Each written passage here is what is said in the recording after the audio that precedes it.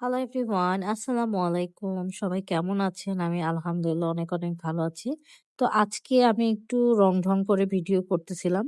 আপনাদের সাথে শেয়ার করছি অনেকদিন পর। আজকে আমার যেহেতু লাস্ট ওয়ার্কিং ডে, মানে ঈদের ছুটি যেহেতু দিবে সেজন্যই আরকি মানে একটু ভাবলাম যে একটু ভিডিও করি, মনটা একটু খুশি রাখি। তারপর অফিসে চলে গেলাম। অফিসের কাজটা শেষ করে এখন আমি বাসার দিকে যাচ্ছি। মনটা একদমই ভালো না। আমার কেন জানি আল্লাহ মানে আমি বুঝি না, আমি যেটা করতে চাই সেটা কেন জানি হয় না মাঝে। মানে এত চেষ্টা করি, যখন হয় না তখন আমার এত খারাপ লাগে, আমি বলে বোঝাতে পারব না। কেন হলো না? মানে ওইটাই আমার মধ্যে কাজ করে সারাক্ষণ।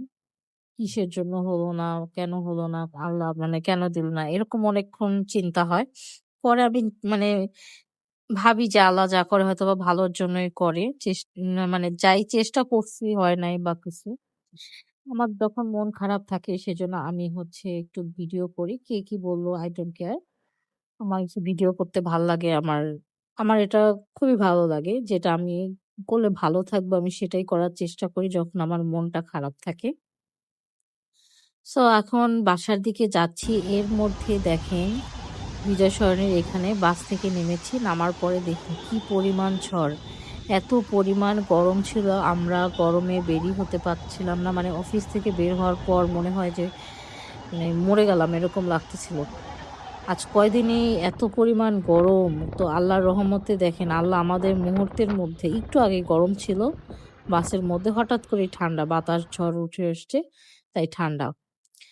যাক আল্লাহর এটা মানে আল্লাহ চাইলে কি না পারে দেখেন। মুহূর্তের মধ্যে গরম, মুহূর্তের মধ্যে ঠান্ডা। তারপরও আমরা চিন্তা করি আল্লাহ কেন দিল না, কেন দিল না এরকম চিন্তা হয়। তো আল্লাহ যেন আমাদের সবাইকে একটু ধৈর্য করার ক্ষমতা দেয়। আমি মাঝে ভাবি আল্লাহ আমাকে ধৈর্য দাও।